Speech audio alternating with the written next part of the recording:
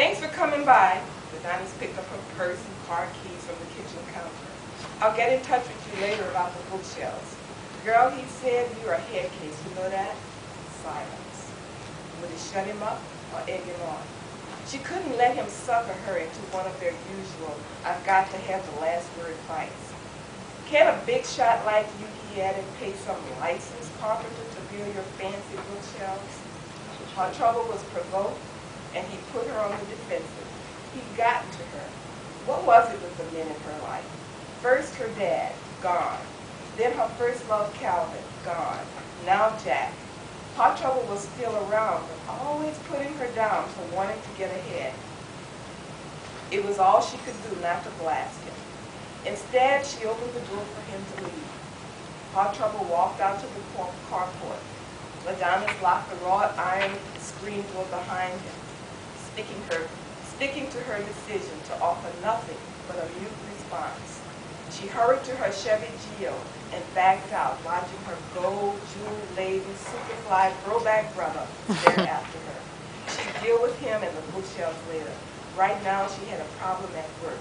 Either she was going to be fired or something big was going down at the voting palace.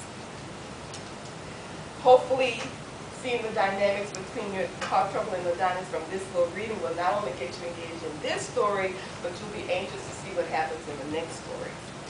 Now, even though Outside Child is a mystery, I wanted it to be character-driven.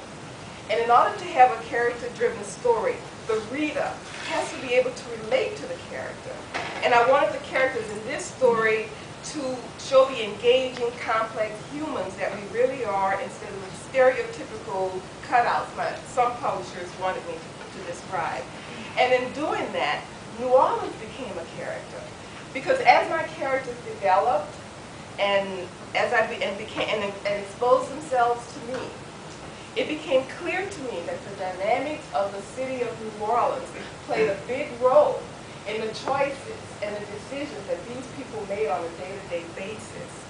Like when Adonis went to the voting palace and found out that her mentor had fallen and died into a paddle wheel.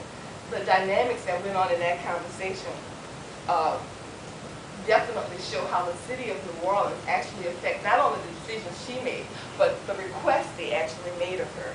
And as she scrambles to find out what really happened to Tim, to keep the press in the center of the story, hoping to use that success to move up the ladder, she turns to her cousin Big D for help. Now, Big D is a really interesting character, and she interacts directly with the city of New Orleans, which demonstrates the depth of the city's effect on who a person can actually become in this city. And I'll read you just a little bit about Big D. I loved writing Big D. And she just sort of came into the picture, I don't know, she just popped up, and I just couldn't get her out off this page. Her cousin Big D was the hotel's dispatch supervisor. The woman had organized and now ran a successful underground network of bellmen, doormen, housemen, and room attendants in hotels throughout the city. For a price, they warded off jealous wives, husbands, and lovers, the media, paparazzi, even the police. Adonis's plan was to have Big D cut Monique off from anyone and everyone on that boat who had information about Tim's death, including her uncle. Big D brushed back her braided extensions and looked up when Adonis entered her space, an expectant look on her face. Avery had warned her. That was the nature of the operation. Required nothing more than peon communication. The doorman sniffed out the culprits and gave an enraged wife, jealous husband, or in this case, a reporter, warnings of the person's whereabouts in the hotel, spread like wild grass to the bellmen, housemen, even telephone operators. Then anything could happen. A room might get switched, or a guest sneak from one hotel to another. Back alley taxi and limo service arranged. Televisions blacked out. Telephone calls interrupted. According to Big D, she'd done what government had failed to do. She'd carved out a piece of the New Orleans American pie for its little piece in the city's most lucrative market, depraved behavior. Problem, Big D said, her tone direct, without inflection, a whopper, Adonis told her, popping down on the rundown love seat. Aunt Leslie Pearl, Big D said, her brown eyes wide with alarm. No, Mama's fine. It's work-related. Underground work, right? It is, Adonis said. Adonis had learned from Heart Trouble that to be successful in Sin City, one had to have underground connections as well as friends in high places. Heart Trouble, an underground kind of guy, had a criminal file so thick it filled 3 file cabinet drawers in the criminal court's record room. Yet, because Grandma Lucille cleaned house for a couple of judges and a city councilwoman, he served little to no time in all the parish jail on Tulane and Broad Streets, and no time at all in Angola. Big D's body straightened. She unlocked her desk and pulled out her little black journal. She'd organized her band of sin protectors after she unwittingly destroyed a priest's life.